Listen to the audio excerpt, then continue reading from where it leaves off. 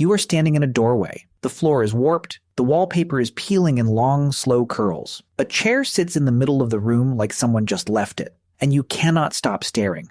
You weren't supposed to be here. You saw the fence, maybe the sign. You came in anyway. Something pulled you. You can feel it right now, even thinking about it. Not quite curiosity, not quite fear. Something older than both. Abandoned hospitals in Detroit, crumbling resorts in the Catskills, empty Soviet-era towers in Pripyat, Ukraine, frozen since 1986. The word for this obsession is urbex, urban exploration, but the feeling is older than any word for it. Most people assume the answer is obvious. Abandoned places are creepy, and we like being scared. Haunted house logic. But that's not quite it. The real answer reaches into parts of your brain that formed long before language did. Let's start with what your brain actually does the moment you see a ruined building. In 2009, environmental psychologists Rachel and Stephen Kaplan at the University of Michigan published a landmark framework called attention restoration theory. Their core finding: the human brain has two distinct attention systems. Directed attention, the kind you use at a screen or in a meeting, depletes. It burns fuel and causes fatigue. Involuntary attention is different. It gets triggered automatically by certain kinds of environments. Environments with mystery, complexity, partial information. Abandoned buildings hit every single one of those triggers at once. The Kaplans called the key ingredient fascination. Not beauty, not safety, fascination. The most reliable generator of fascination is what they called mystery. The sense that there is more information around the corner than you can see right now. A ruin has mystery built into its bones. Every collapsed ceiling is a question. Every open door is an invitation. Your brain does not experience that as unpleasant. It experiences it as irresistible. But there is something else happening, something the Kaplans didn't fully account for. It involves time, and the fact that ruins make it visible. There is a Japanese concept called mono no aware. It translates roughly as the pathos of things. It describes the bittersweet feeling you get when something beautiful is also passing away. Cherry blossoms are the classic example. They are beautiful because they fall. Abandoned places are mono-no-aware made physical. When you stand in a crumbling ballroom, you are seeing the gap between what something was and what it is now. That gap is time, and humans are almost uniquely obsessed with time. In 2016, psychologist Konstantin Sedekaitis at the University of Southampton published research on what he calls nostalgia. Not the pop version, the neurological one. His team found that nostalgia isn't just a pleasant feeling, it is a coping mechanism. One of the brain's primary tools for maintaining a sense of continuous identity. When you feel nostalgia, brain scans show activity in the ventral tegmental area, the same reward circuit that activates during romantic love. Ruins trigger this circuit hard. They give you access to a past that isn't yours. You feel nostalgia for lives you never lived, in buildings you never entered when they were still alive. Researchers call this vicarious nostalgia. Your reward system doesn't care that the past isn't yours. Think about the last time you saw a photo of an abandoned amusement park. Rusted Ferris wheel,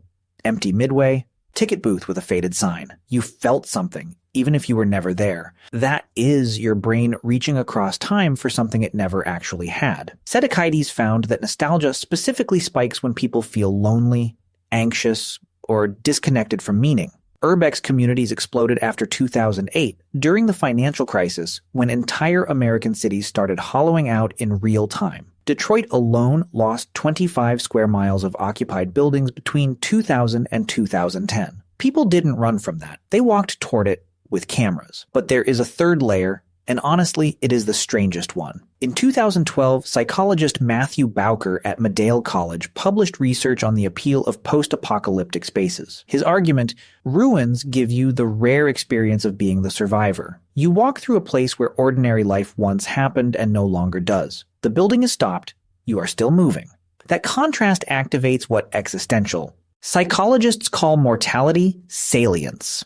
The awareness, vivid and physical, that you are alive and time is passing. Terror management theory, first developed by Greenberg, Solomon, and Pischinsky in 1986, argues that a significant portion of human behavior is driven by management of death anxiety, not fear of heights, not fear of spiders. The deep background hum of knowing that you will end. Ruins bring that hum forward, loud. But the research shows that when people confront mortality salience voluntarily in a context they chose, it doesn't just disturb them. It energizes them. It makes them feel more alive. Greenberg's team ran over 400 studies across 26 countries. Reminders of death, when you are safe, produce a strange and reliable boost in meaning. Abandoned buildings are one of the few places in modern life where you can walk through a reminder of endings without actually being in danger. And your nervous system responds the way it was designed to, with sharpness, with presence, with the clarity of someone who just remembered how short this all is. There is a word for environments that do this. Environments that feel eerie, emptied of purpose, slightly wrong. Liminal spaces, from the Latin limen, meaning threshold, a between space, one that used to mean something and no longer does. An airport at 3 a.m. A school hallway in summer. They are spaces built for human presence that now hold the shape of it with none of the substance. Cognitive scientist Mark Johnson at the University of Oregon argues that humans are fundamentally creatures of embodied meaning. We think in spaces, positions, containers, paths. A space shaped for humans with corridors and rooms and thresholds, but emptied of inhabitants, creates a specific cognitive dissonance. Your brain keeps expecting someone to be there, and no one is. That gap between expectation and reality is what creates the uncanny feeling. It is haunting, literally. The ghost isn't supernatural. It's structural, and it makes you the most important thing in the room. In an abandoned building, you are the only living person. The space was built for human presence, and right now, the only human presence is you. In everyday life, you are one of 8 billion. Here, for one afternoon, you are the only one.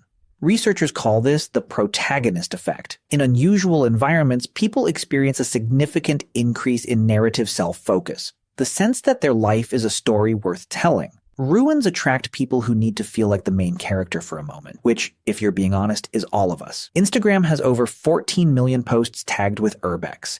Pinterest boards dedicated to abandoned places get hundreds of millions of impressions per year. There is one more piece, one that connects all of this to something older than photography. Older than cities, older than language itself. For 300,000 years before the first permanent settlement, your ancestors moved through landscapes constantly in flux. Territories that once held game and no longer did. Campsites left behind. Fire rings gone cold. Reading those signs wasn't aesthetic. It was survival. A cold fire meant people had been here recently. Empty animal trails meant the herd had moved. The absence of life was critical, urgent, life-saving information. Evolutionary psychologist Gordon Orions at the University of Washington spent decades studying what environments humans find instinctively compelling. He found that humans are specifically drawn to environments that show signs of recent activity and recent departure.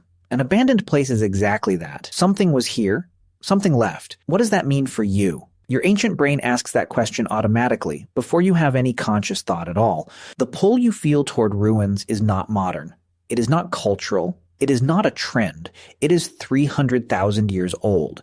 You find abandoned places fascinating because your brain is doing at least 5 things at once. It is scanning for information in a high-mystery environment. It is borrowing nostalgia from lives it never lived. It is using a controlled encounter with endings to feel more alive. It is filling an empty human space with the only human presence available, yours. And it is doing what it has done for 300,000 years, reading departure as information. None of that is weakness. None of that is morbidity. It is your brain being exactly what it was built to be. A machine for finding meaning in what has been left behind. Go back to that doorway. The warped floor, the peeling wallpaper, the chair someone left in the middle of the room like they were coming back. They weren't coming back. You know that. And somehow that makes the chair matter more, not less. That is the thing that makes humans unusual. Maybe unique. We don't just live in the present, we carry every version of every room that ever existed. And we grieve the ones that went dark. Other animals avoid abandoned places. The empty den means something dangerous happened here. Leave. You walk in, not because you're reckless, because you are the only creature that ever evolved to ask what the place meant to the ones who left it. Every ruin you've ever stood in, every photograph you've ever taken of a crumbling hallway or a rusted gate, was you doing the most human thing there is. Refusing to let something disappear without a witness.